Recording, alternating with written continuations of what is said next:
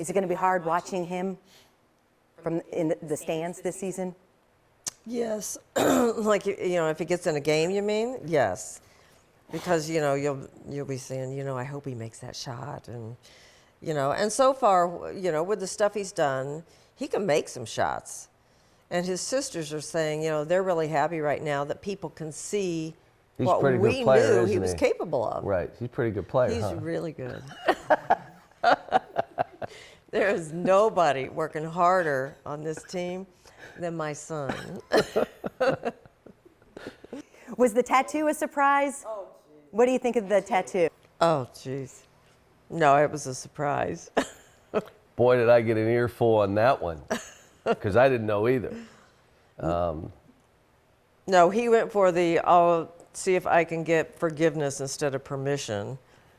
Yes. And so when he did it, I thought he was kidding. And then when he said, what it was, it says earned, not given. Yeah, the issue with tattoos that are seen, there are many, you got to cover them up if you're getting into the workforce. You can't have it coming up your neck over your ear. I mean, it's just what it is. Now, when you make it, you could tattoo your eyes shut. But when you're trying to make it, yeah, you can have a tattoo if that's what you choose. I don't like needles, so it has nothing to do with the choice. It would be, you mean to tell me you're going to stick that needle in me? I'm out. But you can have a tattoo on your body, that's your choice, and but I'm just telling anyone out there, if it is seen, you're going to have to cover it in the real world. I mean, Brad's going to have a shirt over top of his tattoo and the uniform over that. It's just how it is. You're empty nesters now. How are you handling that?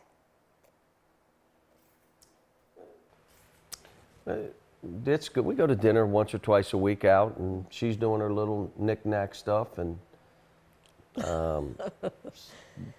doing her crafts and all the stuff she enjoys, and she's working out, and, and then I've got what I'm doing. But, yeah, if I go on the road, I'll say, do you want to go? She didn't want to go the other day. I went to Pittsburgh, and I said, why don't you jump on a plane with me? She's not ready for that. You're not into traveling, are you? No, not too much. And I'll probably go to a few games this season, especially now with Brad on the team, or if it's in a place too where, the girls can go, and I can go and see them. So I'll travel a little bit more maybe. So. Coach, you recently said you're a lock, probably 4 or 5 more seasons here at Kentucky. Do you think, is this it? Is this his last basketball job, or do you see another chapter 5 years from now? I have no idea what's ahead. No idea. I don't even know what to say. I don't know. I'm along for the ride. She learns what I'm doing. At some point, I tell her what I, yeah. But with Brad here, I think it kind of sets the tone. Here's the thing in this job. You're on a treadmill, you're going really fast. It's just hard to stay on that treadmill like the old times, 20, 25 years. It's just a different environment. I have no intent. I've got the best job in all of sport, in my opinion. But every year, we got to start with a new team. Every year, the expectation within our nation is that we're going to win a national title. We have to sign 6 players this year. We have no choice. We're losing 4 to 5 that will go to the NBA and 3 seniors. We got to find 6 guys. That can help us win. What if we don't sign anyone early and we got to sign 6 late? You can't sign 2 or 3 because you got to have a warm-up line. They got to have, shoot a layup, rebound it, throw it back, shoot a layup. So this thing is not normal. But what would keep me going is that we keep recruiting. Families want their children here to be prepared for more than just basketball. Anthony Davis and John Wall, Community Assist Award in the NBA, they're talking about building franchises around Anthony Davis, Karl Towns, Devin Booker.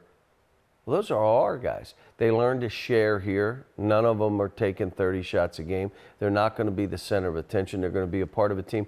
if we can continue to put 4 to 5 NBA players in the NBA a year and still win and still do what we're doing, I'm excited about coaching every day. I am. If it ever gets to where I'm not excited, I won't do it. I'm not afraid of being fired. I've already been fired.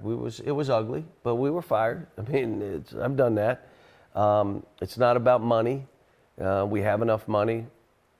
Kind of like some more money, but I mean, we have enough. So it's all going to be based on, are we happy in what we're doing, and are we making a difference with young people?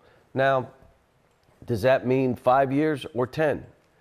In 5 or 8 years, I may say, this stuff is rolling. I just need to keep doing it. Where we all come from, she's from a dirt farm in Osceola, Missouri. Was it a dirt farm? Not quite. Yeah, there was a dirt No. farm. Well, it's not. I'm from Moon Township, that we're having an impact on people's lives, families that are totally changing their life because of the opportunity that we have to work with them, that they put their trust, their family does, in us. It's great. I mean, Ellen, if the kids aren't over here, why aren't the kids over here? Why didn't you bring them over? She wants to see them, make them the brownies and give them hugs and do all that. They're like our sons, and it keeps you young. I mean, I don't feel that I'm old. I mean, probably feel old if I was 70, 75, but I'm not that old, so I'm in my mid-50s, 50-ish. What? What? Okay, I have a couple quick questions because I know you have to go. Married for 30 years. What is one thing that he does that drives you nuts? What is his worst habit? I have no idea. That's a good That I don't do anything around this house. That kind of. Yeah, that is a habit, I guess. You do it all the time. Listen, I had a long day. This just happened 2 days ago. I walk in and she's storming around the house. That's fine. You storm all you want. I'm going to my chair. I had a long day and I'm going to sit down. And I need you to come upstairs. Not right now, I'm not. There is water rolling down the stairs from the, what was it? From the attic up above, from And the air it's coming out the conditioner. walls. I said, it's not going to go anywhere. I'm not going right now. She says, it's going to ruin these walls and these stairs. And I said, you're good. You got this. I'm sitting in my chair for a minute. I just had a ridiculously long day. Boo-hoo. I eventually went upstairs and, I was picking up nothing. I didn't do anything, but I did go upstairs. You didn't do anything. I looked. You did. You never go upstairs. I don't even know we have an upstairs. Why are we living in a house this big? We never go upstairs. We never go in the basement. I'm in that chair and I go to bed. I don't understand. Because when my kids come over, They need some place It's to lay. full. That's really good. It's That's full. really good. And you love that, the basketball family as well. Like, what does that mean to you, being part of that? I'm glad to be a part of it. And like you said, it does keep you young. I don't know, you get to know their personalities. They're fun to be around. You realize, how young they are. People think, that they're so mature. When they're out on the floor and they all have on a uniform, they're all doing the same thing. But when you're around them, they're eating fruit snacks and, they're laying around and, they're little kids in big bodies. So. And a lot of them are away from home and, don't have their parents here. And, you try to be a support group as much as they let you be. So, they've got a lot of responsibility. What they do is hard. It's very structured. They've got to be very disciplined. And they're good kids. They're good kids. They're fun to be around. Your husband has said you people are crazy about Big Blue Nation. What does it mean for you to be part of this fan base and this almost religion of UK basketball? It is crazy. It is crazy. You need that, but it's like what he said the other day. The the air conditioner was a problem. It was dripping. There were water bubbles in the sheetrock. Don't care. It was horrible. He didn't care. It's my problem. I spent 2 hours. I was up till 1 o'clock in the morning, pushing water out of the sheetrock. I did a little bit. Oh, you did? I looked You in there. I looked. looked and I put my finger in there. looked. There's a lot of water in that pan. So the next day I call, to see if somebody can come and try to fix this air conditioning unit. And the lady said, I'm about to pass out. I'm like, no. She said, I'm talking to John Calipari's wife. I'm like, oh. Well, I wish it were under better circumstances. Think somebody could come fix the air conditioner? Craziest fan encounter that you've had and that you've had? Something where you just thought, this is nuts. Or maybe something funny. I can't think of anything offhand. I think both of us it takes 5 seconds to make somebody feel good. There are times that I have to run by people. I'm late for a meeting. Folks, I can't do it right now. But it's very rare. And I think we both know that if we're going to make somebody feel good by taking a picture, signing an autograph, speaking with somebody, we do it. I mean, that's part of sitting in the seat I'm in. Being able to there are different causes that we've jumped behind because this seat will move people to do more for this or that. We've done that. But the fans, look, every coach wants what our fans are about. Right. They True. want raving fans. They don't want to have Yeah. to sell tickets. I don't. They don't want to have to Been be there, involved. done that. Yeah, we've had to sell tickets. Yeah. Believe me, door to door. Would you like to buy this brush? If you get the brush, you get 2 tickets for free. I mean, believe me, we've done door to door. I've gone everywhere I've been. I sold tickets. Here, you don't sell tickets.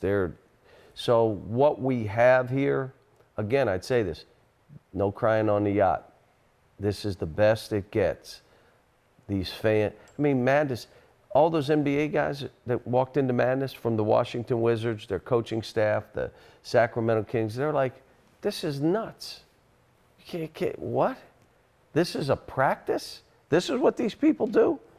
And it's what no one can do what we do based on the fact that these fans are the way they are. So, it is what it is, and we try to, there are times that someone will come to a dinner table and say, I don't mean to bother you. And she'll, under her breath, say, yes, you do. So I said, no, when I write my book, the title's going to be, I'm sorry to bother you, but...